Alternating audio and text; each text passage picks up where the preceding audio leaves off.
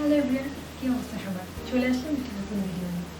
আপনাদের কেমন হয় হঠাৎ মাঝরাতে কিছু খেতে ইচ্ছে করে? আমার কিন্তু এমন প্রায়ই হয়। আর তখন আমি চেষ্টা করি ঝটপট 10 মিনিটে বানানো এমন কিছু রেসিপি বানাতে।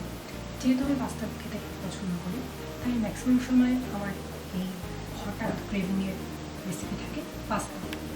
আজকে আমি এরকম একটি ভিডিও দেখাবো, আমার সাথে একটা রেসিপি শেয়ার করবো, যেটা হচ্ছে ইয়ামি ক্রিমি চিজ পাস্তা। চলো দেখে আসি। মাশরুমের দাম পড়বে 140 টাকা, যেটা আপনারা যে কোনো অনলাইন শপ থেকে পেতে পারেন। 200 গ্রাম মোজারেলা চিজ, যেটির দাম পড়েছে 200 টাকা। এখানে রয়েছে 100 গ্রাম চিকেন, যেটা আমি স্লাইস করে কেটে নিয়েছি, এবং সাথে কিছু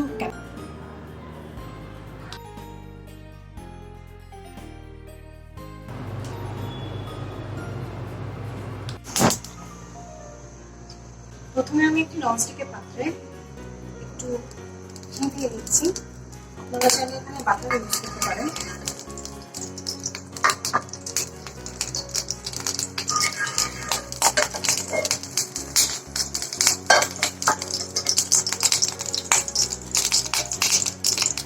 চামচ ময়দা,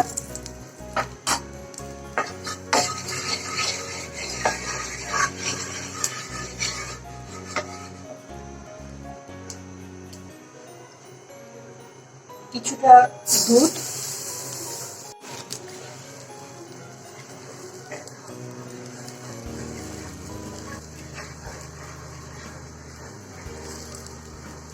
দুধটা যখন ঘন হয়ে আসবে তখন আঁচটা একটু কমিয়ে দিতে হবে, এবং এতে আমি একে একে দিয়ে নিচ্ছি 1 চামচ আদা বাটা,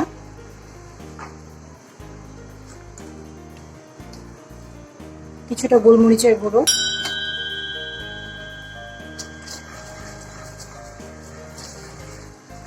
ক্রমাগত নাড়তে হবে, তা না হলে পেস্টটা অনেকটা ভালো হয়ে যাবে।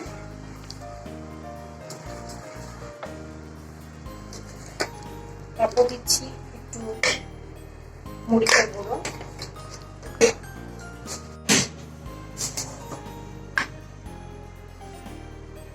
দিয়ে নিচ্ছি একটু চিনি,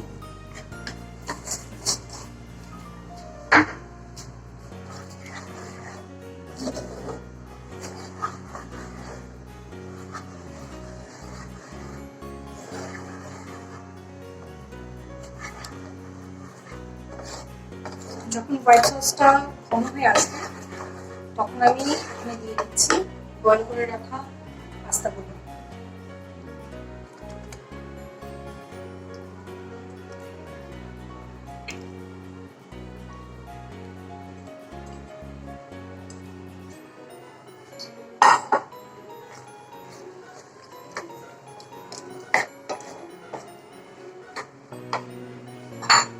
তারপরে একে একে দিয়ে দিচ্ছি স্লাইস করে কেটে রাখা চিকেন,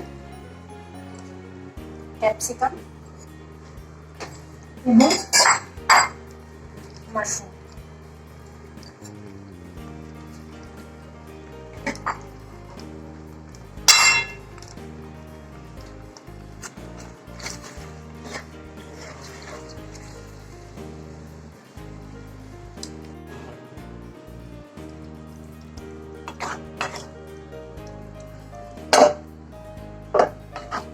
আপনারা চাইলে পাস্তার সাথে যে মশলা প্যাকেটটি দেওয়া থাকে সেই মশলাগুলো ইউজ করতে পারেন।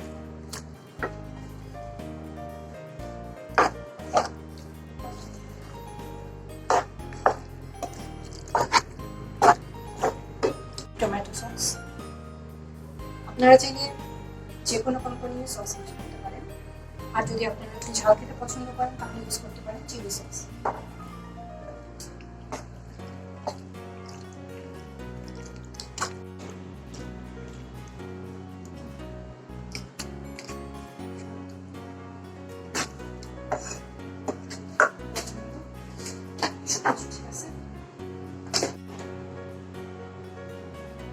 এরপর আমরা চলে এসেছি ফাইনাল স্টেপে, যখন আমরা আমাদের বিট করে রাখা চিজগুলো পুরোটা পাস্তার উপর ছড়িয়ে দিব।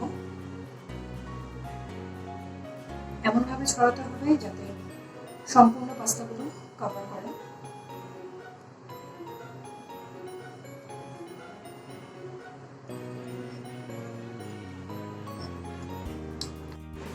এখন আমি এতে দিয়ে দিচ্ছি মোজারেলা চিজ। আপনারা চাইলে চিজগুলো আগে গ্রেট করে রাখতে পারেন। আমি কিছুটা চিজ আগে গ্রেট করে রেখেছিলাম এবং বাকিটুকু উপরে ছড়িয়ে দিচ্ছি।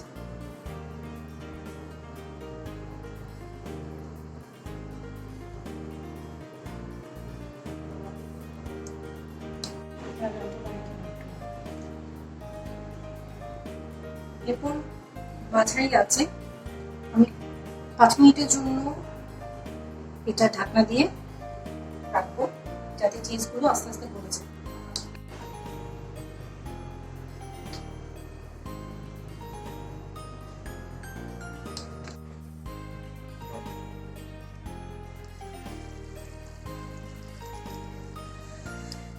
সো ফাইনালি রেডি আমাদের ক্রিমি চিজ পাস্তা।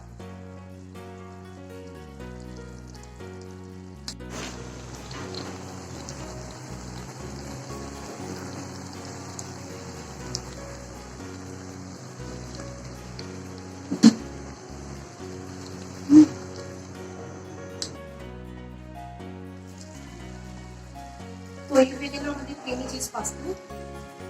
এখন আমি এগুলো বলে সার্ভ করবো।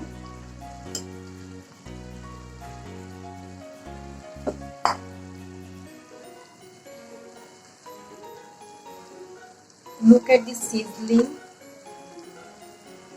এটা দেখে বোঝা যাচ্ছে যে এটা কতটা ইয়ামি হয়েছে।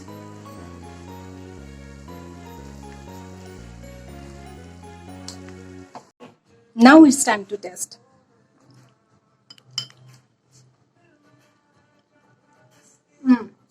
It's really yummy.